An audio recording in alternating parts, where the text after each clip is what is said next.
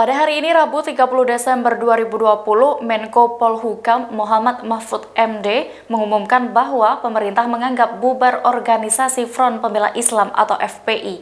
FPI dianggap bubar baik sebagai organisasi massa maupun organisasi lainnya dan dilarang melakukan berbagai aktivitas di Indonesia. Diketahui 6 jenderal dan 4 menteri juga turut menghadiri pengumuman itu. Saat mengumumkan pelarangan kegiatan FPI itu, Menko Polhukam Mahfud MD didampingi 6 jenderal baik yang masih aktif maupun telah pensiun.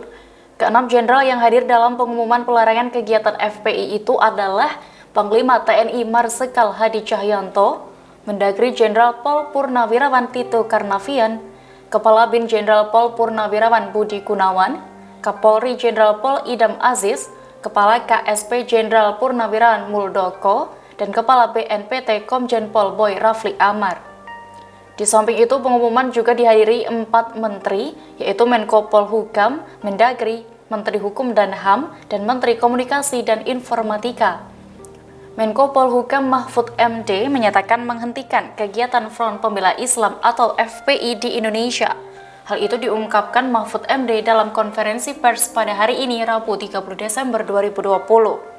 Mahfud MD menyebut berdasarkan peraturan perundang-undangan dan sesuai putusan Mahkamah Konstitusi tertanggal 23 Desember 2014, pemerintah melarang aktivitas FPI dan akan menghentikan setiap kegiatan FPI.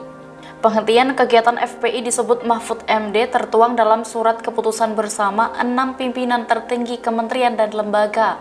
Ke-6 pimpinan kementerian dan lembaga itu adalah Menteri Dalam Negeri, Menteri Hukum dan HAM, Menteri Komunikasi dan Informatika, Jaksa Agung, Kapolri, dan Kepala BNPT. Pemerintah Republik Indonesia akan mengumumkan tentang status FPI atau Front Pembela Islam sebagai organisasi. Untuk mengumumkan ini, pemerintah hadir 10 pejabat yang terkait dengan ini semua. Pertama, saya sebagai Menko Polhukam. Lalu di sebelah kanan saya ada Profesor Dr. Andes Haji Muhammad Tito Karnavian, Menteri Dalam Negeri. Mungkin lebih bagus Pak ketika sebut namanya, maskernya dibuka 3 detik. Biar kelihatan asli, jangan-jangan diwakili, kita tidak tahu juga. Profesor Tito Karnavian, oke, bisa dipasang lagi. Berikutnya di sebelah kiri saya hadir Bapak Kepala BIN, Bapak Budi Gunawan. Ya, Profesor Budi Gunawan. Kemudian ada Menkumham, Profesor Dr. Yasona Hamunangan Lauli. Oke. Kemudian Bapak Menkominfo Joni Plate. Kemudian ada Bapak Jaksa Agung Republik Indonesia Dr. ST Burhanuddin, Pak Burhanuddin. Kemudian ada Panglima TNI, Marsikal TNI Hadi Cahyanto. Kemudian Bapak Kapolri, Jenderal Polisi Dr. Andes Idam Aziz MSI. Kemudian Kepala KSP Jenderal Purnawirawan Dr. Haji Muldoko SIP. Kemudian ada Kepala BNPT Badan Nasional Penanggulangan Terorisme Bapak Komjen Polisi Dr. Andes Boy Rafli Amar.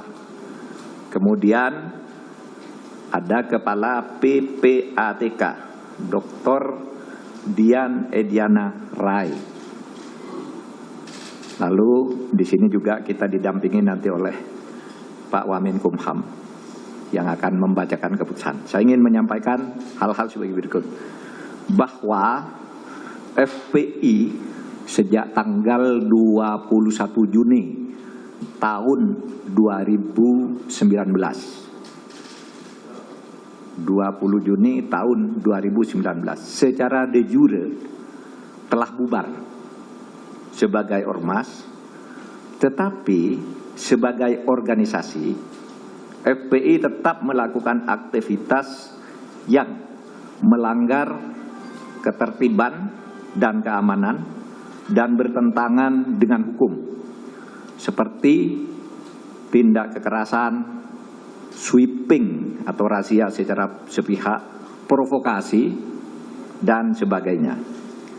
Berdasar peraturan perundang-undangan dan sesuai dengan putusan MK nomor 82 PUU 11/2013 tertanggal 23 Desember tahun 2014, pemerintah melarang aktivitas FPI dan akan menghentikan setiap kegiatan yang dilakukan FPI karena FPI tidak lagi mempunyai legal standing, baik sebagai ormas maupun sebagai organisasi biasa.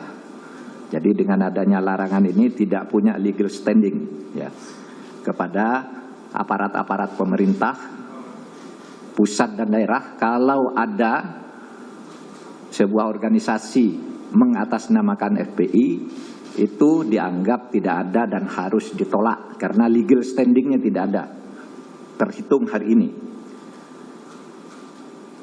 4. Pelanggaran kegiatan FPI ini dituangkan di dalam keputusan bersama 6 pejabat tertinggi di kementerian dan lembaga, yakni Menteri Dalam Negeri, Menteri Hukum dan HAM, Menko-Minfo, Jaksa Agung, Kapolri, dan Kepala BNPT. Demikian Tribun News Update kali ini. Nantikan informasi terbaru lainnya hanya di channel YouTube tribunnews.com. Terima kasih sudah nonton. Jangan lupa like, subscribe, dan share ya.